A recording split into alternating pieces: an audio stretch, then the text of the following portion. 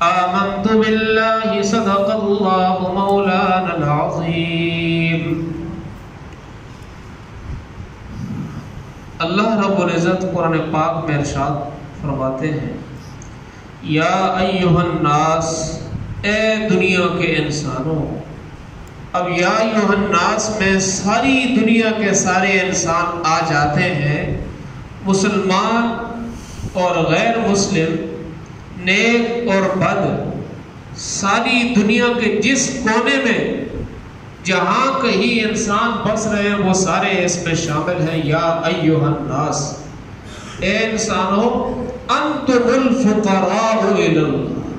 اللہ فرماتے ہیں تم سارے فقیر ہو، تم سارے مانگتے ہو۔ اب کیوں فقیر ہو یا اللہ؟ ایک بندہ اس کے پاس پوری دنیا کی حکومت ہے، ایک پورے ملک کی حکومت ہے، اتنا پیسہ، اتنی مال، اتنی جائیداد اور پتہ نہیں فلاں فلاں اتنی زیادہ چیزیں موجود ہیں۔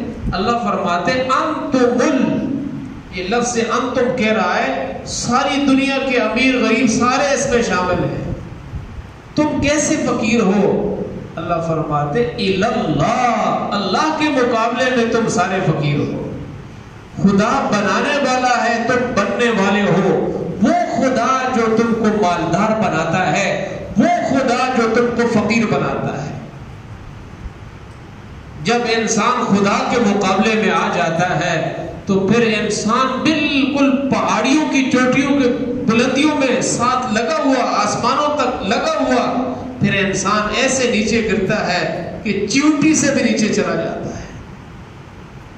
جب انسان اللہ کے مقابلے میں آتا ہے تو اللہ فرماتے ہیں تم سارے فقیر ہو الی اللہ، اللہ کے مقابلے میں۔ اب اس آیت کے اس ٹکڑے میں ساری دنیا کے اولیاء، انبیاء، شہداء، صلحاء وہ سارے اس میں آ جاتے ہیں۔ اللہ فرماتے ہیں تم سارے مانگنے والے ہو، میں دینے والا ہوں۔ واللہ هو الغنی، اللہ غنی ہے۔ کیسا غنی ہے؟ سب کو کھلاتا ہے، خود کھانے سے پاک ہے، سب کو پلاتا ہے، خود پینے سے پاک ہے، سب کو بنایا ہے، خود بننے سے پاک ہے، سب کو مارتا ہے، خود مرنے سے پاک ہے، سب کو سلاتا ہے، خود سونے سے پاک ہے، سب کو کھلاتا ہے، خود کھانے سے پاک ہے، سب کو اولاد دیتا ہے، خود اولاد سے پاک ہے۔ اللہ فرماتے ہیں لا تأخذہ سنۃ ولا نوم، جب تم رات کو سوتے ہو تم اس دنیا سے چلے جاتے ہو، تمہیں پتہ نہیں ہے میرے پاس کھڑے ہو کہ کون کیا کر رہا ہے۔ جب تم سو جاتے ہو تم غافل ہو جاتے ہو۔ اللہ فرماتے لا تحسبن اللہ غافلا عما یعمل الظالمون، میں ایسا ہوں کہ میں غفلت سے پاک ہوں۔ جب انسان رات کو کسی جگہ پہرا دیتا ہے، کسی جگہ ڈیوٹی کرتا ہے، جب دن کو نیند نہیں کرتا، انسان بے بس ہو جاتا ہے، کھڑے کھڑے نیند کے جھٹکے آنے شروع ہو جاتے ہیں، بار بار جھٹکے لگتے ہیں، یار اس کو نیند بہت آ گئی ہے۔ کیوں؟ کہ یہ انسان ہے اور انسان کمزوری کا نام ہے۔ انسان جس بلندی کی چوٹی میں پہنچ جائے اس کی کمزوری ختم نہیں ہو سکتی۔ خدا کی ذات ایسی ہے کہ اس کی طاقت کی ابتدا ہی نہیں ہے، اس کی قوت کی ابتدا ہی نہیں ہے۔ جہاں انسانیت کی سوچ ختم ہوتی ہے وہاں اللہ کی طاقت شروع ہوتی ہے۔ تو اللہ پاک کی ذات نے اپنا تعارف کروایا کہ تم سارے مانگنے والے ہو، میں دینے والا ہوں۔ اللہ لا الہ الا ہو، اللہ کون سا اللہ؟ للہ ما فی السماوات و ما فی الارض، وہ اللہ جس کے لیے آسمان ہے، وہ اللہ جس کے لیے زمین میں ہے، ما بینہما، جو کچھ آسمان زمین کے درمیان میں ہے وہ سارا خدا کا ہے۔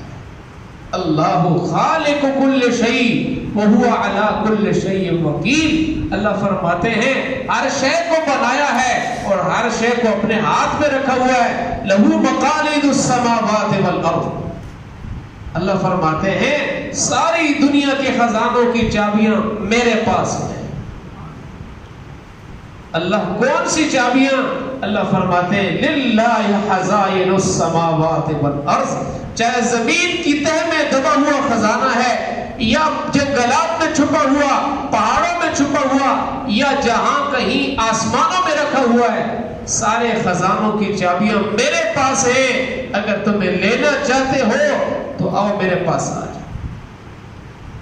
تو اللہ کی ذات ایک دنیا میں ایسی ہے جہاں سے انسان آتا ہے خالی ہاتھ، آتا ہے خالی دامن، جب یہاں سے اٹھتا ہے تو دامن بھرا ہوا ہوتا ہے۔ اللہ کی ذات ایک وحدہ لا شریک ذات ہے کہ جہاں انسان آتا ہے مانگتا نہیں ہے، خدا کہتے ہیں میں ناراض ہوں کیوں تو مانگتا نہیں ہے۔ دنیا کی جس بادشاہ کے پاس، جس امیر کے پاس، جس بڑیرے کے پاس چلے جاؤ، جتنا زیادہ مانگو گے اتنا ناراض ہوگا، جتنا خاموشی سے بیٹھو گے وہ خوش ہوگا۔ یہ اللہ کی ذات ایسی ہے، آؤ اس دربار کو پکڑو۔ اللہ کہتے ہیں جتنا زیادہ مانگو گے اتنا زیادہ خوش ہوگا۔ جہاں جاؤ گے دامن بھر کے جاؤ گے، دامن خالی واپس آؤ گے، اور میرے پاس خالی دامن آؤ گے، دامن بھر کے جاؤ گے۔ پورے قرآن پاک میں آپ جگہ جگہ پہ خدا نے واقعات بیان کیے ہیں کہ سارے انبیاء کا ایک ہی مشن تھا، ہر مشکل میں، ہر گھڑی میں بڑے بڑے حالات انبیاء کے اوپر آئے ہیں۔ حدیث پاک میں آتا ہے کہ سب سے زیادہ دنیا میں جو مشکلات اور مصیبتیں اور دکھ آئے ہیں وہ انبیاء کے اوپر آئے ہیں۔ سارے نبیوں کے دکھوں کو جمع کرو تو میرے دکھوں کا مقابلہ نہیں ہو سکتا۔ سب سے زیادہ مجھے دکھایا گیا، سب سے زیادہ مجھے ستایا گیا، لیکن میرے عزیزو یہ سارے حالات میدان بدر میں اللہ کے نبی نے ہاتھ اٹھائے، میدان احد میں ہاتھ اٹھائے، اور اسی طرح طائف کے مقام میں ہاتھ اٹھائے ہیں، غزوہ تبوک میں ہاتھ اٹھائے ہیں۔ ہاتھ اٹھا کے کیا کہا ہے؟ اللہم انصرنا، اللہم انصرنا، اے مولا کریم ہماری مدد فرما۔ آج اگر آپ نے ہماری مدد نہ فرمائی تو زمین میں آپ کا نام لینے والا کوئی باقی نہیں رہے۔ ہم 313 صحابہ ہیں، میرے 313 ساتھی ہیں، وہاں ہزاروں کی تعداد ہے۔ اے مولا آپ کے نام سے، آپ کی مدد سے، آپ کی نصرت سے ہم نکلے ہیں، اگر آپ کی مدد ہمارے ساتھ ہوگی تو ہمارا کوئی بال بھی توڑ نہیں سکتا۔ تو اللہ نے کر کے دکھایا، نہیں دکھایا؟ تو میرے عزیزوں آؤ اس اللہ کے دربار سے ہم مانگے جہاں پہ انبیاء نے مانگا، جہاں پہ اولیاء نے مانگا۔ 80 سال تک ابراہیم خلیل اللہ کس سے اولاد مانگتے رہے؟ اللہ سے مانگتے رہے۔ تو میرے عزیزوں انسان جب اللہ کے دربار کو چھوڑتا ہے، اللہ کے در کو چھوڑتا ہے، تو پھر ذلتیں آتی ہیں، مصیبتیں آتی ہیں، جانی نقصان کا بھی ہوتا ہے، مالی نقصان بھی ہوتا ہے، عزتیں بھی لوٹی جاتی ہیں۔ اگر ہمیں اولاد کی ضرورت ہے تو آؤ ابراہیم خلیل اللہ کی دعا کو یاد کر لو، ربنا ہب لنا من ازواجنا وذریاتنا قرۃ اعین واجعلنا للمتقین اماما۔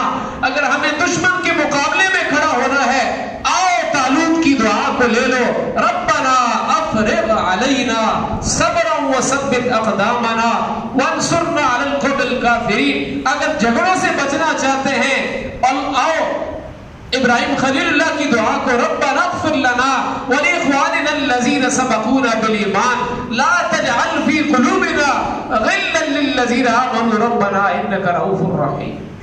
یہ ساری دعائیں قرآن میں ذکر ہیں، اللہ نے ہم سب کو سکھائی ہیں۔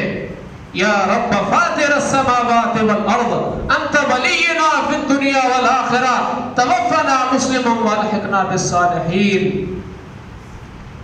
حضرت زکریا علیہ السلام کہہ رہے ہیں رب حب لی من لدنک ذریۃ طیبہ، یا ربنا۔ حضرت آدم علیہ السلام نے خطا ہو گئی، اللہ کا حکم ٹوٹ گیا، فرمایا ربنا ظلمنا انفسنا وان لم تغفر لنا وترحمنا لنکونن من الخاسرین۔ سب سے پہلے انسان، سب سے پہلے نبی، اللہ کے پیغمبر آ رہے ہیں، اللہ کا حکم ٹوٹا، لیکن ٹوٹنے کے بعد کس کے اوپر نظر گئی ہے؟ اللہ کے اوپر۔ یا اللہ آپ نے آسمان سے زمین پہ اتارا، جنت سے دنیا میں بھیجا، یا اللہ اب آپ کے علاوہ ہمارا کوئی ٹھکانہ نہیں ہے. اگر آپ نے ہمیں معاف نہیں کیا تو ہمارا کام خراب ہو جائے گا. تو میرے عزیزوں، طائف کے میدان میں آپ اللہ کے نبی کی دعا کو دیکھیں، اللہم انی اشکو الیک ضعف قوتی وقلت حیلتی وہوانی علی الناس. اے مولا کریم، بے شک میری قوم نے مجھے پتھر مارے ہیں، بے شک میری قوم نے میرے اوپر زیادتی کی ہے، لیکن میں اپنی کمزوری کی اور میں اپنی مدد کی درخواست تیرے سامنے کرتا. اب حدیث پاک میں آتا ہے، طائف کے میدان میں جب رسول پاک علیہ الصلوۃ والسلام پر طائف کے لوگوں نے پتھر برسائے، اپنے بچوں کو پیچھے لگا دیا، وہاں پہ خدا نے فرشتوں کو بھیجا. ہوا والا فرشتہ بھی آ گیا، پانی والا فرشتہ بھی آ گیا، پہاڑوں والا فرشتہ بھی آ گیا. اللہ کے رسول، آپ اشارہ کریں، کہیں نہیں، آپ صرف اشارہ کریں، ہم دونوں پہاڑوں کو ملاتے ہیں، یہ سرما بن جائیں گے.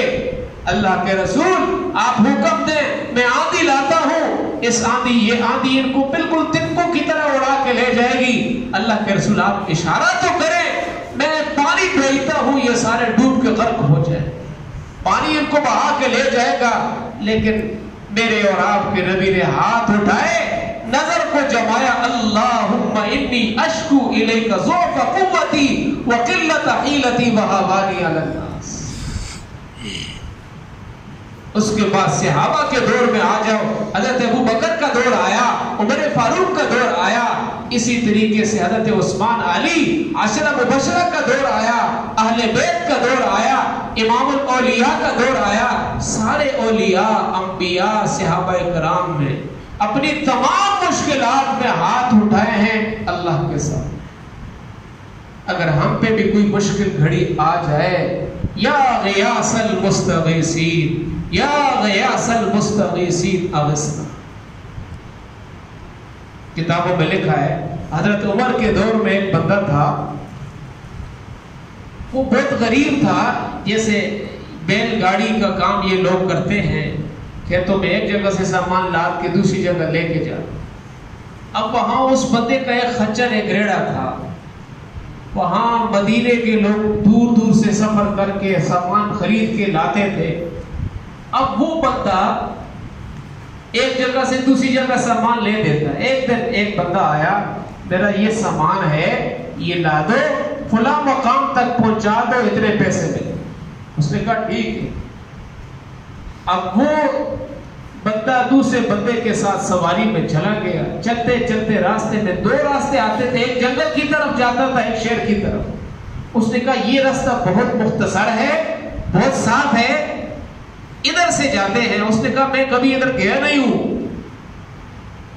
اب جو کرائے پہ لینے والا بندہ تھا، اس نے کہا میں اس راستے کو جانتا ہوں، یہ راستہ صاف ہے، اس پہ سبزہ بہت زیادہ ہے، آپ کا جانور بھی کھائے گا اور سفر بھی بہت جلدی ختم ہو جائے گا. اب وہ چل پڑا. چلتے تھوڑی دیر کے بعد چلتے چلتے آگے کیا دیکھتا ہے، بیابان جنگل آ گیا اور انسانوں کی کھوپڑیوں کا ڈھیر لگا ہوا ہے. یہ ڈر گیا. اب یہ سواری والا غریب بندہ اس کو کہنے لگا کہ ایسے کر، یہ میری سواری اور میرا یہ گدھا گاڑی لے لے، مجھے کچھ نہ کہے، مجھے چھوڑ. اس نے کہا پہلے تجھے قتل کروں گا پھر یہ لوں گا. اس نے بہت منت کی، اس نے نہیں مانا. اب اس بندے نے کہا کہ اچھا ایسے کرو، مجھے تھوڑی سی مہلت دے دو، 2 رکعت نماز نفل میں پڑھ کے اللہ سے دعا مانگ. اب اس نے دعا مانگی، 2 رکعت نماز نفل پڑھے. اب یہ بندہ ہاتھ میں تلوار لے کے کھڑا ہوا ہے کہ یہ فارغ ہو اور میں اس کی گردن اڑاؤں. اب اس بندے نے نماز پڑھی اور نماز میں بار بار بے ساختہ 21ویں پارے کی آیت، اَمَّن يُجِيبُ الْمُضْطَرَّ إِذَا دَعَاهُ وَيَكْشِفُ السُّوءَ وَيَجْعَلُكُمْ خُلَفَاءَ الْأَرْضِ أَإِلَٰهٌ مَّعَ اللَّهِ. اللہ فرماتے ہیں کون ہے مضطر کی پکار کو سننے والا. مضطر کس کو کہتے ہیں؟ جس کے سارے سہارے ختم ہو جائیں، جس کے سارے سہارے ختم ہو جائیں، اس کو کوئی مدد کو نہ پہنچ سکے سوائے اللہ کے، اس کو کہتے ہیں مضطر. اللہ فرماتے کون ہے مضطر کی پکار کو سننے والا. یہ آیت بار بار پڑھتا رہا. ادھر سے یہ بندہ کہتا ہے جلدی نماز ختم کرو. اب سلام پھیرا, سلام پھیرنے کے بعد ہاتھ اٹھائے, یا لطیف یا ودود یا ذو العرش المجید یا فعال لما یرید. یہ الفاظ کہنے کی دیر تھی, اللہ نے ایک فرشتے کو بھیجا. وہ فرشتہ آیا اور پھر اس کا سر قلم کر دیا. اب اس بندے نے دعا مکمل کی. دعا مکمل کرنے کے بعد فوراً اٹھا, اس بندے کے پیچھے کون ہو؟ فرشتے نے جواب دیا, جس کو پکارا ہے میں اس کا غلام تیری مدد کے لیے آیا. تو میرے عزیزوں, سارے اولیاء نے اپنی تمام مشکلات میں اللہ کا در پکڑا ہے, اللہ کے سامنے اپنے تمام مشکلات کو رکھا ہے. اللہ کے علاوہ ہماری ہر مشکل میں کوئی پہنچنے والا نہیں ہے. پیرانی پیر شیخ عبد القادر جیلانی رحمت اللہ علیہ کی کتاب میں بھی لکھا ہوا ہے, وہ یہ کہہ رہے ہیں کہ اپنی تمام مشکلات میں ایک اللہ کو پکارو, اپنی تمام حاجات ایک اللہ کے سامنے رکھو. اس اللہ کے علاوہ تمہاری حاجات میں پہنچنے والا کوئی نہیں ہے. میرے عزیزو, جس انسان پہ موت آ جائے, جس انسان پہ بیماری آ جائے, جس انسان پہ بڑھاپا آ جائے, تو وہ کیا کسی کی مدد کرے؟ سب سے زیادہ طاقتور اس دنیا میں, سب سے زیادہ قوت والے اللہ کے بعد وہ امام الانبیاء, امام الصلحاء, امام المعصومین اور صاحب گنبد خضرا محمد مصطفیٰ صلی اللہ علیہ وسلم کی ذات ہے.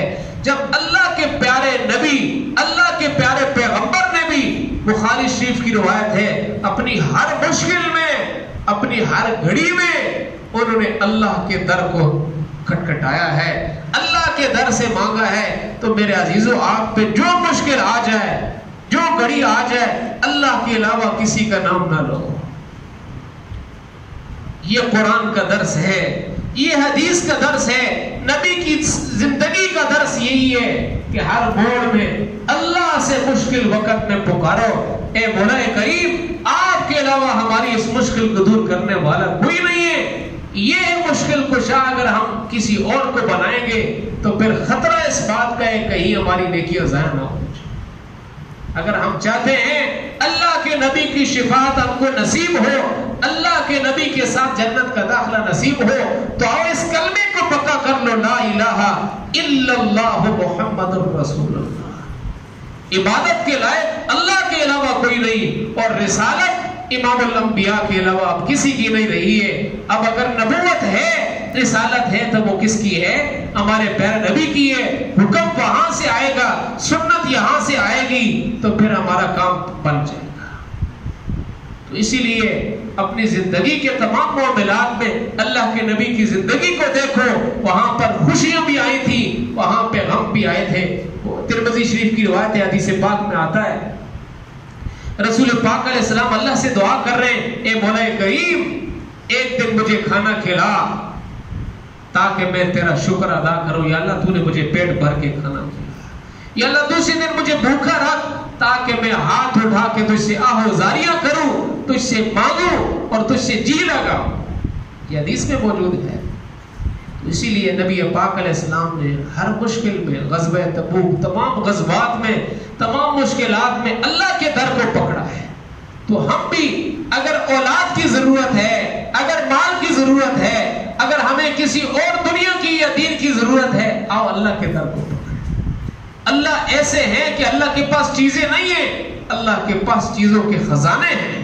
وَلِلَّهِ خَزَائِنُ السَّمَاوَاتِ وَالْأَرْضِ. اللہ فرماتے ہیں ہمارے پاس چیزیں نہیں ہیں, ہمارے پاس چیزوں کے خزانے ہیں. اگر عزت کی ضرورت ہے, عزت کے خزانے ہمارے پاس ہیں. اگر مال کی ضرورت ہے, مال کے خزانے ہمارے پاس ہیں. اگر تمہیں اولاد کی ضرورت ہے, اولاد کے خزانے ہیں. صرف اولاد نہیں ہے, اولاد کے خزانے اللہ کے پاس ہیں. تو اس آیت الکرسی میں اللہ پاک نے اپنی ذات کا تعارف کروایا ہے. اے میرے بندو, آؤ اس اللہ کے سامنے جھک جاؤ. لہو ما فی السماوات و ما فی الارض. اس اللہ کے لیے جو کچھ آسمان زمین میں ہے. من ذا الذی یشفع عنده الا باذنہ. کسی پر امید نہ لگاؤ, کسی پر سہارا نہ لگاؤ. وہ اللہ کی ذات ایسی ہے, جب وہ پکڑنے پہ آئے گی تو کسی کی شفاعت اس سے چھڑانے والی نہیں ہوگی. اللہ پاک ہم سب کو ان ساری باتوں پر عمل کرنے کی توفیق نصیب فرمائے. سنت